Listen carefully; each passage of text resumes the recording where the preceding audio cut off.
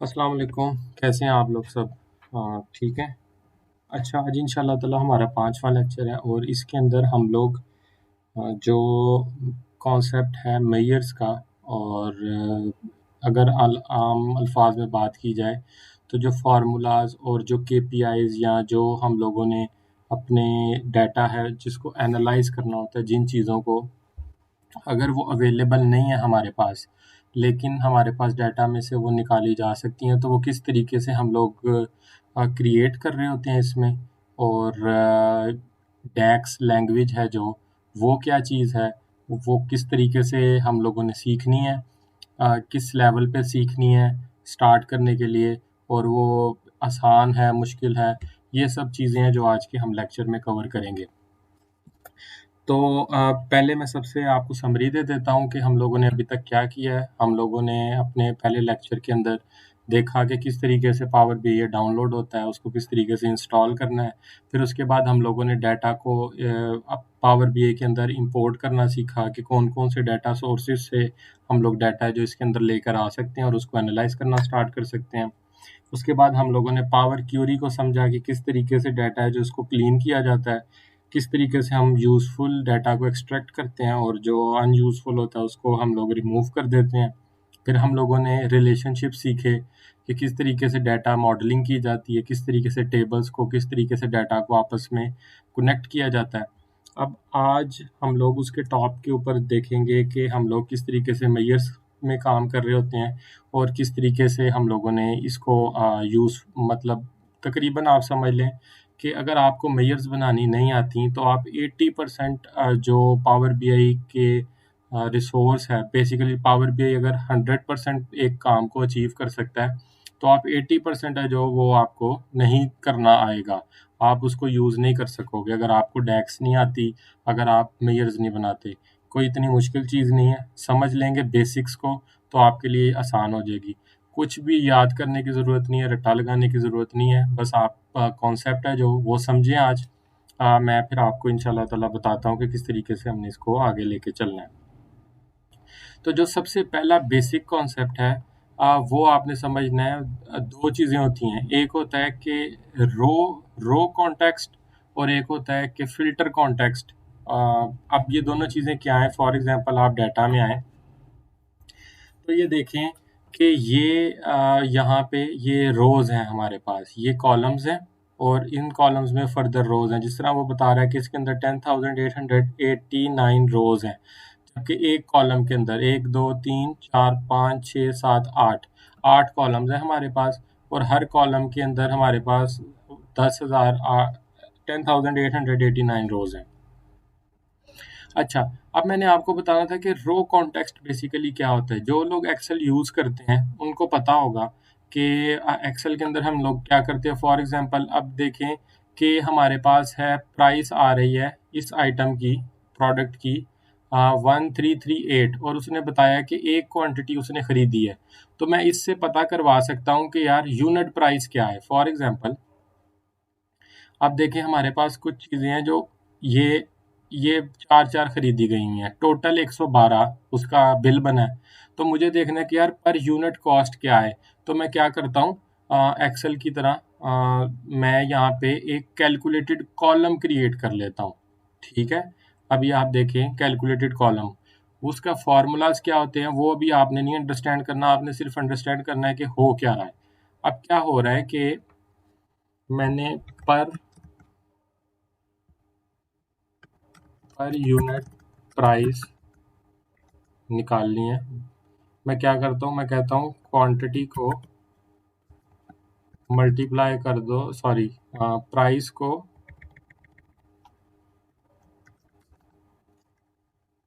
Divide कर दो आप क्वांटिटी पे। तो ये एक कॉलम वो बना देगा जिसके अंदर वो क्या हो रहा है कि हमारे पास 112 को 112 को डिवाइड कर दिए 4 पे, तो पर यूनिट प्राइस हमारे पास सबकी आ गई। ठीक है? अब ये क्या हो गया कि ये डाटा फिक्स हो गया।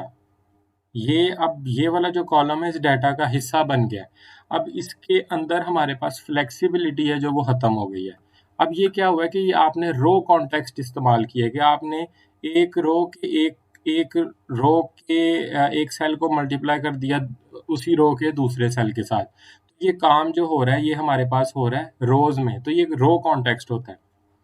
ठीक है, अब मैं इसको यहाँ से डिलीट करता हूँ।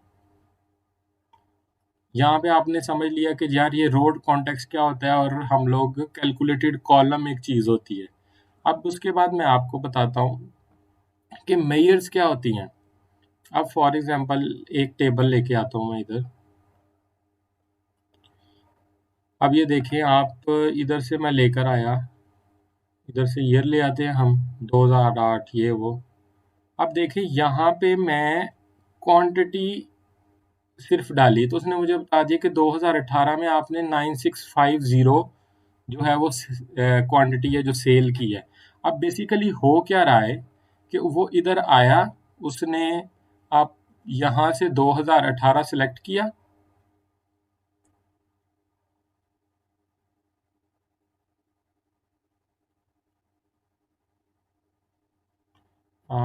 2018 इज ऑन और आफ्टर 0101, हाँ जी, और एंड इज ऑन और बिफोर 31 जी, सॉरी 31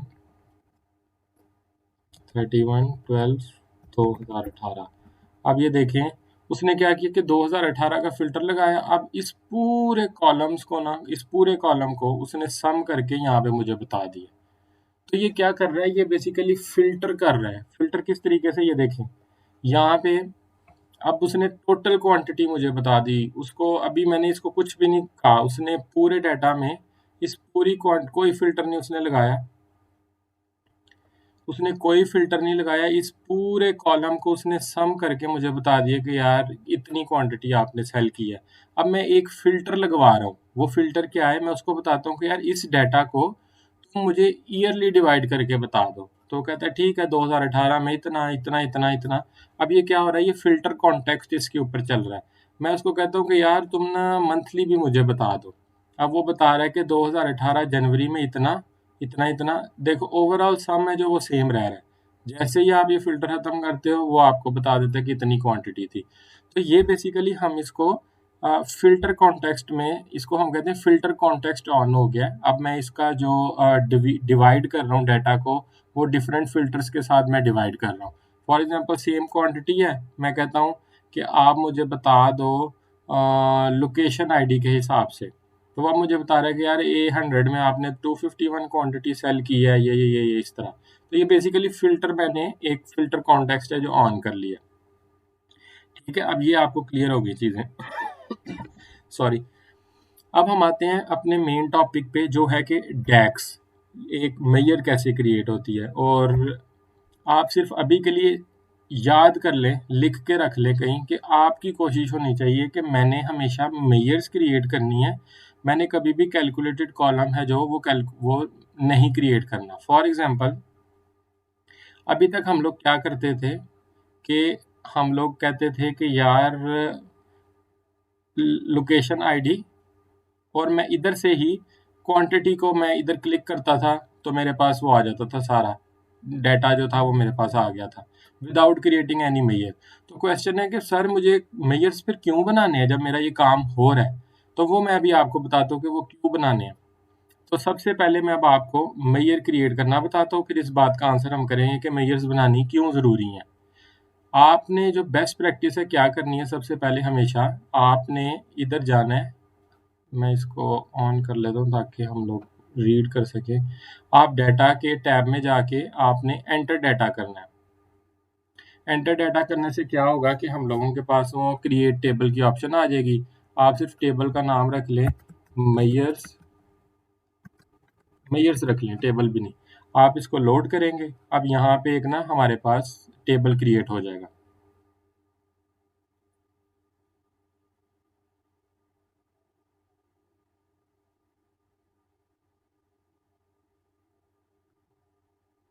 ठीक है, मेयर्स उसने इसलिए इसको कर दिया टू क्योंकि हमारे पास आई थिंक सो मेयर्स लिखना अलाउड नहीं होता है क्या है। तो इसको हम लोग कर लेते हैं की मेयर्स, और वो हम लोग ये फिनिश कर देते हैं। अच्छा, अब आपने ये जो टेबल बनाया है, आपने जब भी कोई नई मेजर क्रिएट करनी है इस टेबल पे क्लिक करके, तो आपने न्यू मेजर पे जाना है। अब यहाँ पे मेजर क्रिएट होनी शुरू हो जाएगी। तो बिस्मिल्लाह करके हम लोग सबसे पहली जो मेजर है आज वो क्रिएट करेंगे, और वो है सेम यही क्वांटिटी की।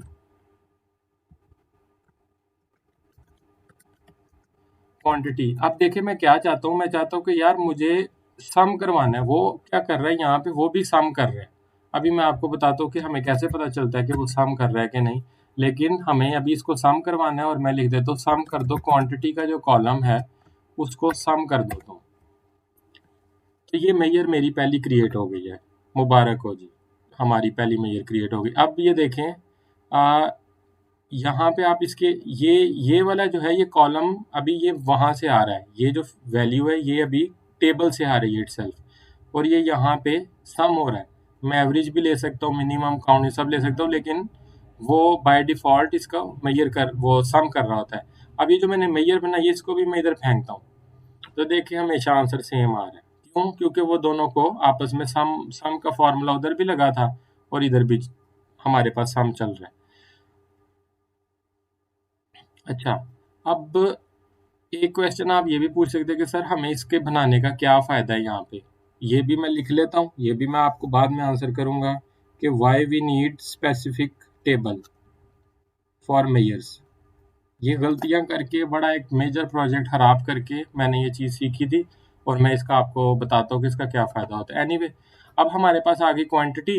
अब क्वांटिटी के बाद क्या होता है कि देखो, मैंने यहाँ पे प्राइस फेंक दी। मुझे ये लोकेशन आईडी ख़त्म करता हूँ, मैं यहाँ पे लेकर आता हूँ ईयर।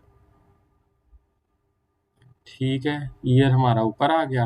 अब इतनी क्वांटिटी मैंने सोल्ड की थी इस प्राइस पे।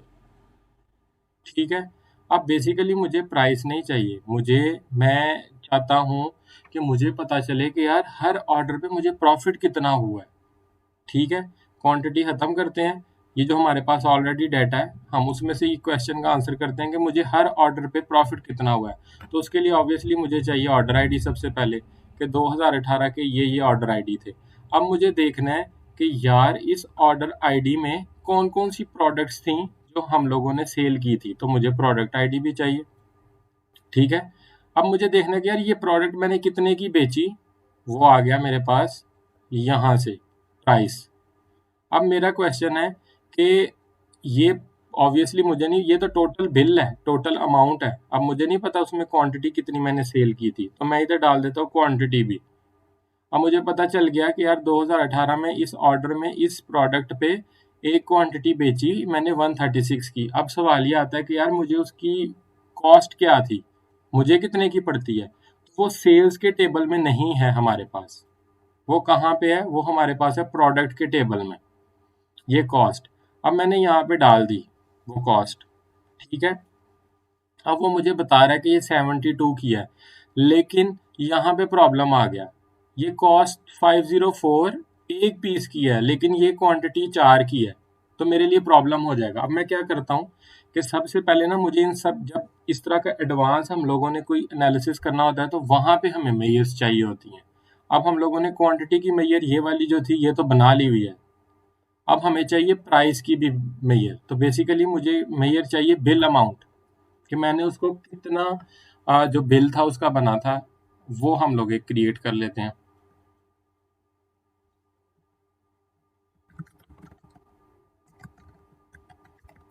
सम of price, sorry price.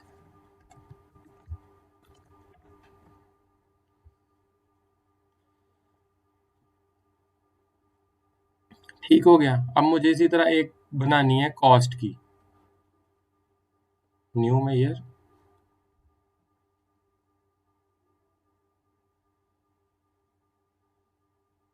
Cost, sum of cost, sorry product data से नहीं चाहिए मुझे, मुझे क्या चीज़ चाहिए थी, प्राइस चाहिए, क्वांटिटी, सॉरी क्वांटिटी भी हो गई। हाँ जी, तो बस फिर हम लोग कॉस्ट ही बनाते हैं।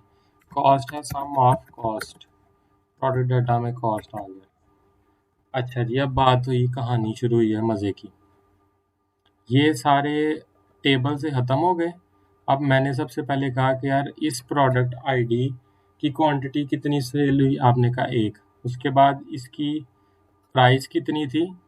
प्राइस नहीं, हम इसको नाम रख लेते हैं बिल अमाउंट।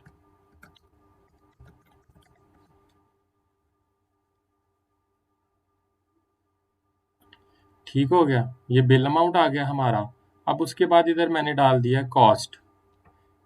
अब ये देखें कि कॉस्ट के अंदर 83178 सारा सेम आ गया। ठीक है, इसकी वजह क्या होती है? जब इस तरह का आ जाए, ये एरर है। और ये एरर हम लोगों को पता चलता है कि ये हमारे जो रिलेशनशिप्स हैं ना, उनमें कोई प्रॉब्लम है। अब हम लोग इसको डायग्नोस करते हैं कि यार क्या प्रॉब्लम है। ठीक है, ये देखें, ये अब प्रॉब्लम आ गई हम लोगों को। इसको मुझे मैं आपको ना, जब इसके हम लोग वो वाले लेसन्स करेंगे जहाँ पे हम लोग ट्रबल शूटिंग कर रहे होंगे, मैं वहाँ पे करूँगा। मुझे आज फोकस ये डैक्स के ऊपर करना है, मुझे वो ख़त्म कर लेने दें। मैं ये फिर आपको जब ट्रबल शूटिंग करेंगे तब मैं आपको बताऊँगा। जब भी आपको इस तरह सेम वैल्यूज़ आना शुरू हो जाएँ, आपको पता चल जाना चाहिए कि यार मेरे जो उसमें प्रॉब्लम है कहीं पे, जो मेरा वो मॉडल है, रिलेशनशिप्स है ना, वहाँ पे प्रॉब्लम है। तो अभी इसको ख़त्म करते हैं। अभी क्या करना है हम लोगों ने ये देखना है कि मेरी कॉस्ट कितनी थी और मुझे प्रॉफ़िट कितना हुआ है। तो मैं क्या करता हूँ, मैं अब एक मेजर बनाता हूँ प्रॉफ़िट की।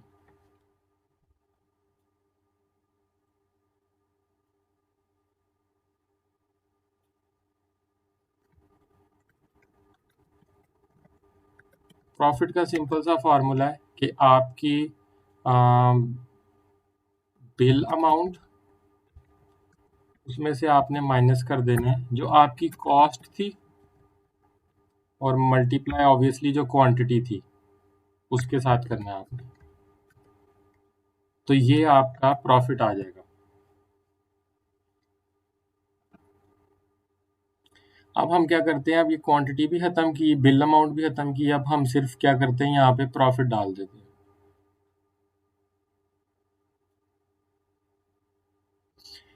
तो ये देखिए हमारे पास सारा नेगेटिव में आ रहा है। उसका क्या मतलब है कि हमारा ये वाला जो है वो एक्सीड कर रहा है उससे। और अब देखें कि ये ईयर आ गया हमारे पास, ये ऑर्डर आईडी आ गई, ये प्रोडक्ट आईडी आ गई, ये बिल अमाउंट आ गई, ये क्वांटिटी आ गई, ये कॉस्ट आ गई, और ये हमारा प्रॉफ़िट आ गया। अब देखिए प्रॉफ़िट का कहीं पे भी हमारे पास डाटा नहीं था। तो प्रॉफ़िट तो मैं अब कैलकुलेट कर ही नहीं सकता था कहीं से, मुझे मेजर्स क्रिएट करनी थी। और यहीं पे हमारे पास मेजर्स हैं जो वो काम आती हैं। अब 2 तरह की मेजर्स होती हैं, एक होती है सिंपल मेजर, फॉर एग्ज़ाम्पल जिस तरह कॉस्ट की थी, वो एक सिंपल मेजर थी, ठीक है? क्वांटिटी की थी, वो एक सिंपल मेजर थी। लेकिन जो हमारे पास प्रॉफ़िट थी, देखिए उसके अंदर 1, 2, 3 मेजर्स यूज़ हो रही हैं, और इस तरह की हम लोग मेजर्स को कहते हैं मेयर्स ब्रांचिंग। कि आपने ब्रांच के अंदर नीचे से 2 मेयर्स लेके एक और मेयर बना दी। इसी तरह आप कई और बना दोगे। फॉर एग्ज़ाम्पल मैं ना प्रॉफ़िट परसेंटेज फाइंड आउट करना चाहता हूँ। तो मैं क्या करूँगा कि मेरे पास मेरी प्रॉफ़िट परसेंटेज कैसे आएगी? मैं गलत भी हो सकता हूँ फ़ॉर्मूले से, लेकिन मेरा जो यहाँ पे मकसद है, वो मुझे आप लोगों को ये सिखाना है कि हम लोग मेयर्स किस तरह क्रिएट करते हैं। फॉर एग्ज़ाम्पल अब प्रॉफ़िट मेयर परसेंटेज हम लोग निकाल लेते हैं, हम डिवाइड करते हैं। देखें आपने सीखना है ना, अगर डैक्स को, ये डैक्स लैंग्वेज है जो हम लोग यूज़ करते हैं यहाँ पे। तो ये देखिए ये ऊपर सब बता रहा होता है, वो कह रहा है डिवाइड के अंदर आपको पहले न्यूमिनेटर बताना पड़ेगा। न्यूमिनेटर क्या है? जो आपने ऊपर वैल्यू रखनी है, वो है हमारा प्रॉफिट। प्रॉफिट की मैयर आ गई। डिनोमिनेटर में मुझे रखनी है बिल अमाउंट, ठीक है? अब कभी कभार ये देखिए मुझे सिर्फ ये दो वैल्यूज चाहिए, लेकिन वो एक बता रहा है आपको कि अल्टरनेट रिजल्ट। फॉर एग्जांपल कि अगर आपका आंसर ज़ीरो आ जाता है या कुछ प्रॉब्लम आ जाती है तो क्या दिखाऊं? तो मैं कह देता हूँ यार तुम ना मुझे सिर्फ दिखा देना, ये शो करवा देना। अब मैं जब ये करता हूँ तो मेरे पास प्रॉफिट मेजर परसेंटेज आ गई। मैंने इसको इधर रखा तो मुझे अब ये परसेंटेज बता देगा हर ऑर्डर के अगेंस्ट। अब इसको हम लोग कन्वर्ट कर लेते हैं परसेंटेज में।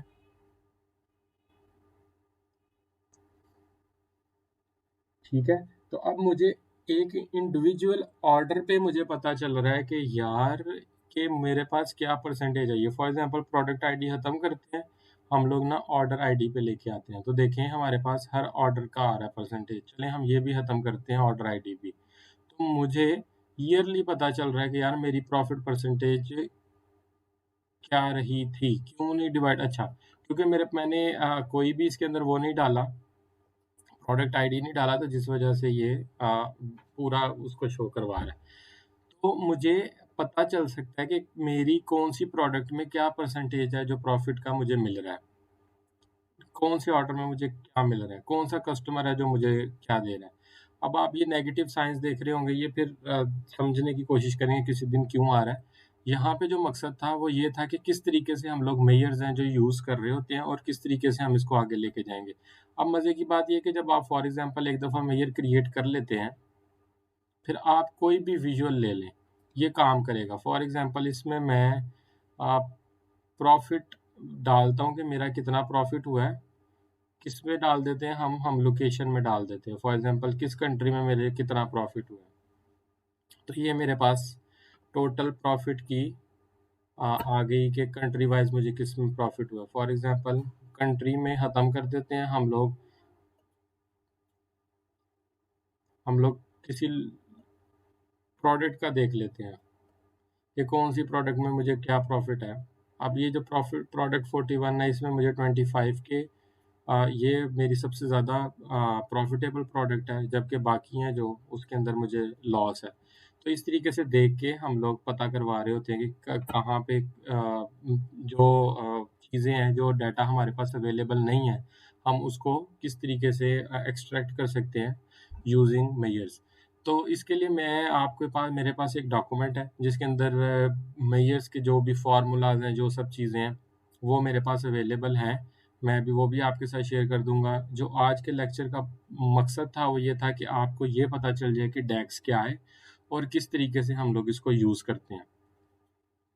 इसके जो नेक्स्ट नेक्स्ट जो है हमारा, उसके अंदर हम लोग ये देख रहे होंगे कि हम लोग इसको सारे डैशबोर्ड को हम लोगों ने क्रिएट करके, तो हम लोग इसको पब्लिश कैसे कर रहे होंगे। अब ये हमारे पास इंटरनेट के ऊपर हम लोग इसको किस तरह शेयर कर रहे होंगे ताकि ऑन द वेब कोई और भी अगर इसको देखना चाहे तो वो टीम के साथ हम लोग किस तरह शेयर करेंगे।